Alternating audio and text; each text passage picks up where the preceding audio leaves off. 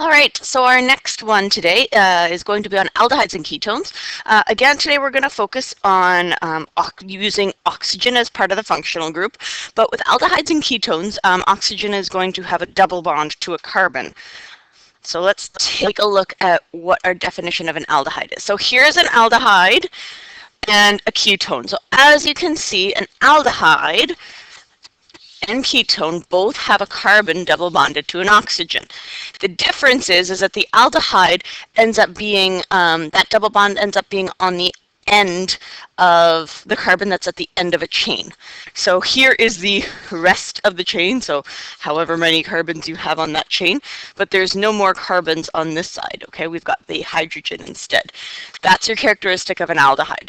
A ketone, on the other hand, has a carbonyl group in the middle of a chain. So here we've got the rest of a chain, and here we've got the rest of a chain, okay? So you can see that that double bond happens to a carbon on the inside or in the middle of the chain. Aldehydes have a strong pungent smell, especially the smaller aldehydes, while ketones end up smelling sweet, okay? Think of if you guys did your any dissections in biology class, that smell that the specimens or the organisms are stored in, that's formaldehyde, which is an aldehyde. Aldehydes of high molecular weight are used by perfumers to obtain distinctive and attractive scents. Ketones are used by insects to communicate location of food, danger, and to attract males. And again, they both contain that carbonyl group, which is a C double bond O. So let's look at aldehydes first. How do we name them? Step one, you name the parent alkane. Okay, and that parent alkane has to have that carbonyl group in it. And always give the carbon atom of the carbonyl group the position 1. If that's how we name the alkane, remember, that's the functional group that you've basically dictated to be the most important. So you have to give that position 1. And the rest is easy. You replace the E of the alkane with Al. Since the carbonyl group is always given position number 1, you do not need to include a position number for it. So if we look here, here we've got a 1-carbon aldehyde. So it's, instead of methane, we drop the E and change the ending to Al. So that's how we get methanal. 2 carbons is ethanal. And here's one with 4 carbons. 1, 2, 3, 4. So that's butanal. So look, in all these cases, that carbonyl group is always at the end of the chain, so that ends up being position 1. All right, naming ketones now, a little bit different, but still sort of the same idea. Name the parent alkane, and again, remember, it must contain that C double bond O, or that carbonyl group. If there is 1 ketone group, you replace the E at the end of the parent alkane with ONE. If there is more than 1 ketone group, you keep the E suffix and add a suffix such as dione or trione. For carbon chains that have more than 4 carbons, a position number is needed for the carbonyl group because it could be anywhere along the middle of that chain. So you have to number the carbon chain so that the carbonyl group has the lowest possible number. So here's one here. We have a 3-carbon chain, 1, 2, 3, and see how my carbonyl group is in the middle of the 3? And not at the end? We know it's a ketone. So a 3-carbon chain is propane. We're going to drop the E and add ONE, so it ends up being propanone. Okay, a couple more examples. Draw and name all the isomers that have the molecular formula C5H10 and O. I'm going to put the answers up on the board, so if you want to pause it, keep in mind you might not only have aldehydes and ketones, you might have some other possibilities in there. So there are sort of 7 basic structures here that you can look at. So I'm going to put the answers up right now if you'd like to pause it and try this out yourself and then see how many you got right. So here are the answers. Here's 1, 2-pentanone. So again, we have 1, 2, 3, 4, 5 carbons. If you count all your H's, you have CH3, CH2, CH2, CH3. It's kind of messy, sorry. Okay, so that gives you 10 hydrogens and 1 oxygen, so that matches the formula. You could also have 3-pentanone, so we've just basically moved that carbonyl group to the middle. Here's pentanal with the carbonyl group at the end. Notice how now it's an aldehyde, so we have to change the ending to Al. 3-methylbutanal. So here we've used an aldehyde with 4 carbons, and then we've added a branch, a methyl group up here. 3-methyl-2-butanone.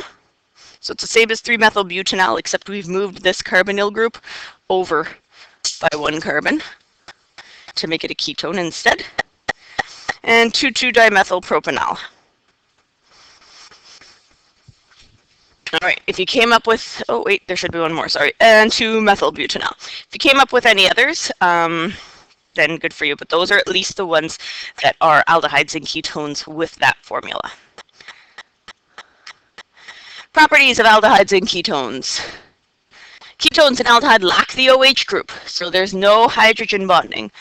So what do you think is going to happen to the melting point and boiling point? They end up being lower than alcohols that have similar molar mass. So alcohols that have about the same number of carbons in them, we've got a slightly lower boiling point because we can't form those hydrogen bonds. That carbonyl bond is very polar, so ketones and aldehydes can be more soluble in water than hydrocarbons. And aldehyde and ketones can act as a solvent for both polar and nonpolar compounds. Acetone, which is 2-propanone, looks like this. So if that's 2-propanone, 1, 2, 3, looks like that, is an important organic solvent in the chemical industry because it's got this polar area here, but then it's also got a nonpolar hydrocarbon chain. All right, preparing aldehydes and ketones. So these are going to be reactions that you're going to add to your flowchart. So the first is an oxidation reaction.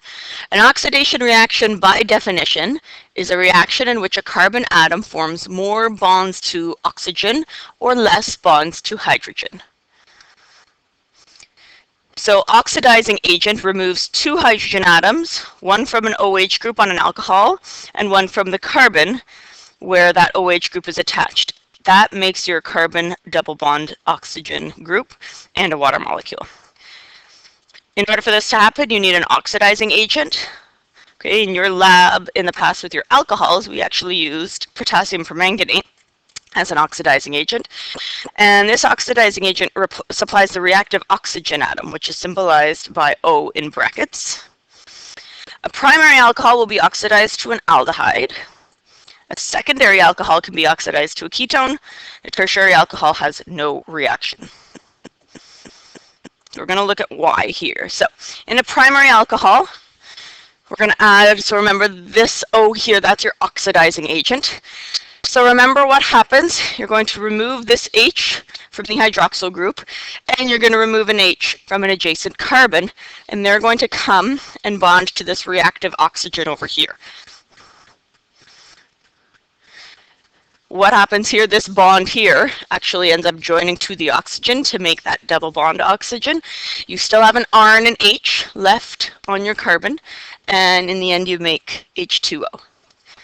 Okay, notice how in this case the rest of the chain is here, however many carbons that is, and you have an H at the end. So here's a primary alcohol, and it always makes an aldehyde. All right, let's look at a secondary alcohol now. In a secondary alcohol, you have a carbon that's bonded to a hydroxyl group and 2 other chains. So same thing's going to happen here. You're going to take this H and this H off, and then that bond's going to make the double bond. Oops. So now in this case, you've again made your carbonyl group, your double bond, but you have chain on both sides of that carbon, making basically that carbonyl group fall in the middle of a chain. That's why a secondary alcohol will always oxidize to a ketone. Tertiary alcohol, oops, I wonder where my OH group went, has no reaction.